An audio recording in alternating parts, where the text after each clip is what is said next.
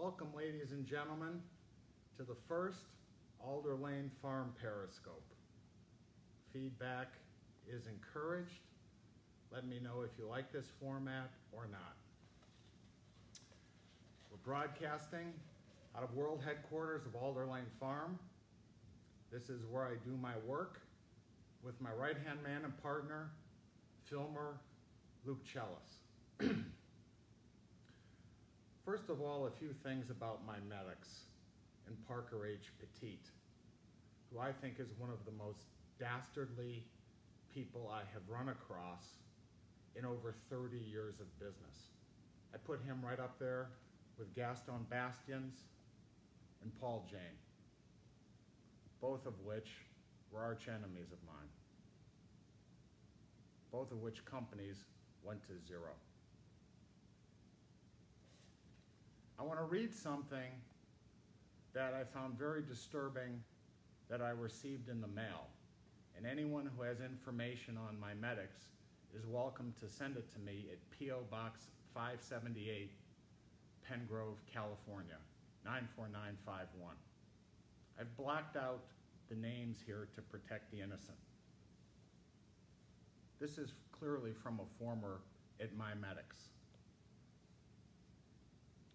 Complaint Whistleblower 1 was employed by MiMedx as an account executive in Texas from 2014 and was terminated in 2016.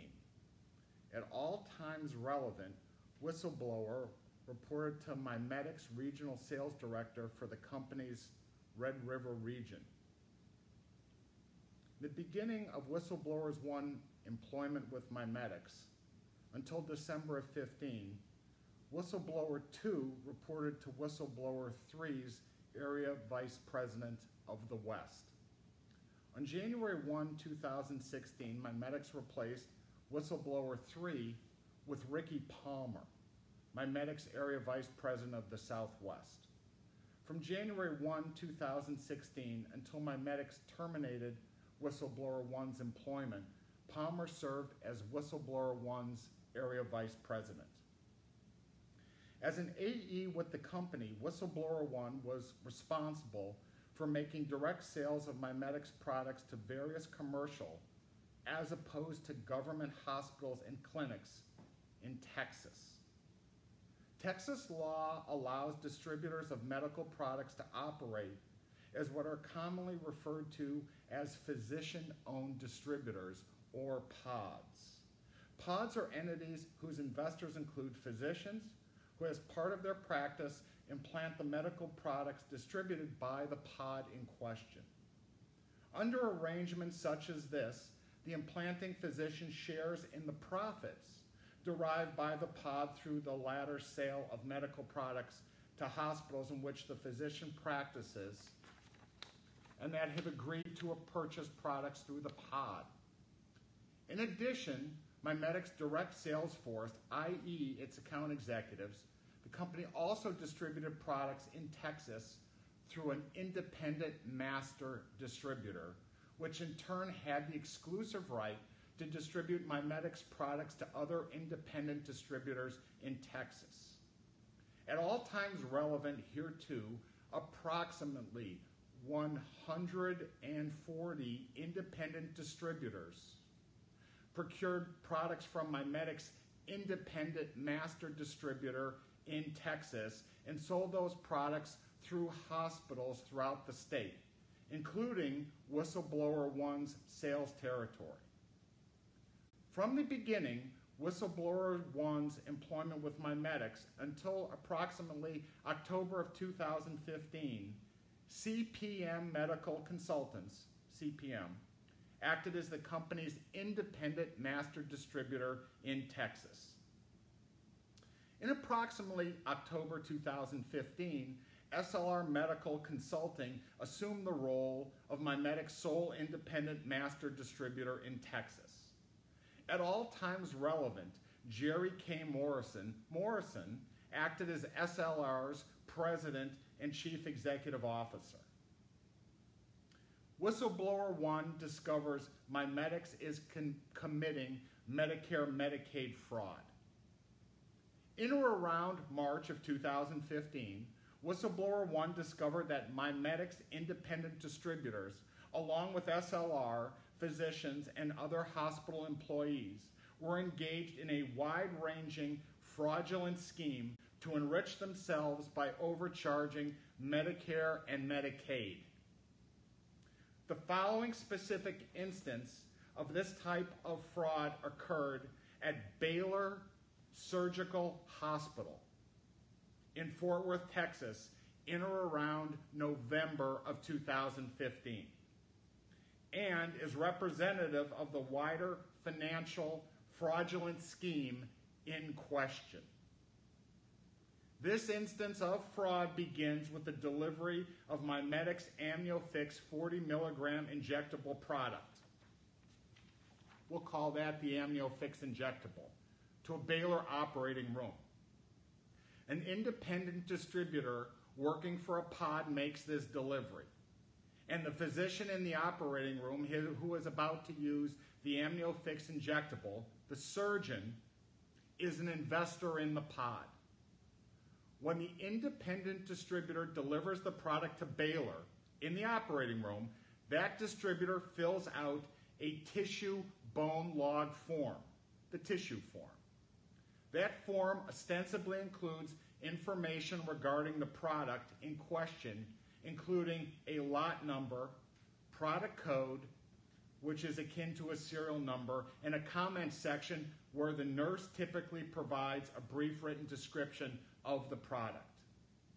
The independent distributor accurately enters the lot number associated with the product in question on the tissue form.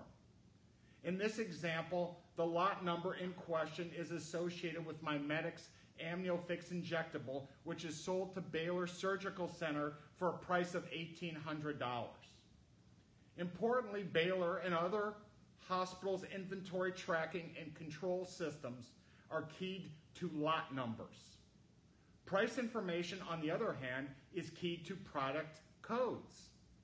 In this specific instance of fraud, the independent distributor filling out the tissue form did not enter the product code associated with AmnioFix injectable.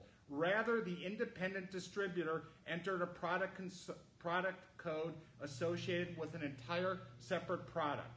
Notably, the separate product is sold at a price of $4,500, i.e. $2,700 more than the AmnioFix injectable.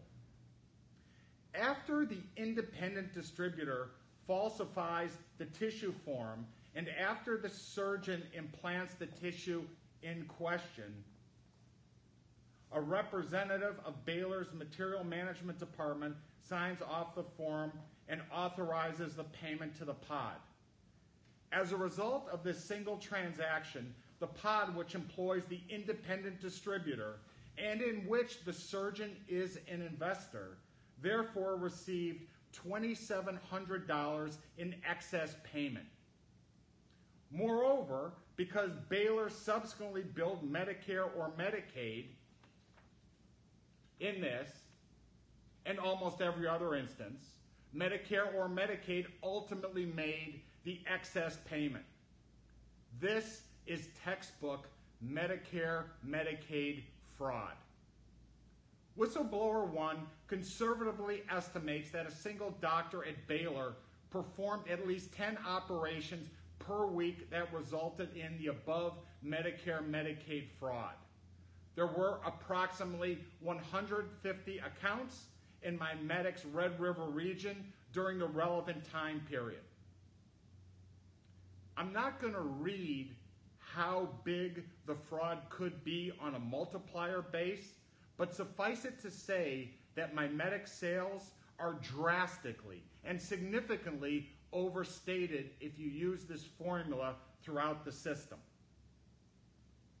The specific instance of fraud described above also involved additional fraudulent conduct of which Whistleblower 1 became aware. This additional fraud took the form of kickbacks made by the pod. The kickback was paid out of the $2,700 overage described above and was paid by the pod to A, employees working in Baylor's Materials Management Department who assisted the pod and the surgeon implement this fraudulent scheme, and B, various executives at MiMedx who I will not name here in hopes that these people will resign immediately and the internal investigation uncovers the wrongdoing. I can get into this a little greater, but I think I've made my point on this. And I have many more documents and complaints of what went on. I also have and have compiled with my right-hand man, Luke Chellis, a dossier of findings. It cost me $1,400 to print all this up at Kinko's. I've shared it with the regulatory authorities and have one copy. If MiMedx independent investigator, King and Spalding, signs an NDA and pays for the printing to protect confidential people from retaliation by MiMedx, which is something that they always do, I will share it with you. It includes criminal organization, abuse of process, endangering patient safety, stock fraud. This is a thick one here.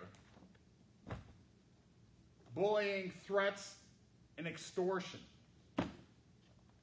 Undisclosed federal criminal investigation and evidence destruction. Parker's Old Boy Club. Influence peddling, including ginning up an FBI visit to my house, which I really didn't appreciate. I didn't. When I'm not doing this and tracking down MiMedx, I take care of my 31-year-old disabled son and did not appreciate 2 FBI agents coming by to shake me down without a warrant, without proper identification, without giving me a business card, or without telling me what it was about. And that was December 1st. And you do not know the motivation I am under to uncover and expose the fraud at MiMedx due to your behavior, Parker. Right? I wake up at 3 in the morning and I work till I am beat to expose and uncover the fraud that you've committed at MiMedx. Further things, security fraud, kickbacks and bribery,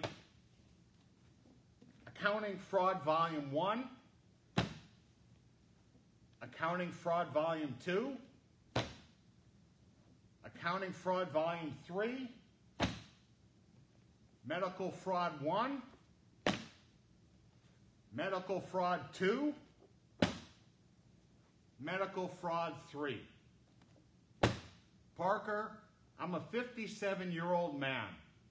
I've done this most of my adult life. You decided to drag me into this by mentioning me on your website when I didn't know who the hell you were or what your company did.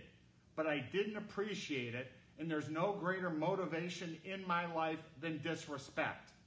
My lawyer sent you a letter to take down the defamatory comments, which you did. You then accused me of being in a wolf pack or a cabal. I don't operate with a wolf pack or a cabal. A wolf pack or a cabal would never want me. I am focused on exposing this. I'm in discussions and have forwarded my information to regulators and will turn over information to the independent investigators, criminal and regulatory authorities, as long as sources are protected, because MiMedx has a history and a process of ruining people's lives. They have ruined over 50 people's lives through extortion, threats, bullying tactics, firing people after they've disclosed Dear Pete letters, etc. So that should wrap it up for now. I'm agitated. I am focused. I am driven. and I will not stop. And I do tireless research with my partner Luke. I hope you enjoyed this. All comments should be directed to @AlderLaneEggs on Twitter.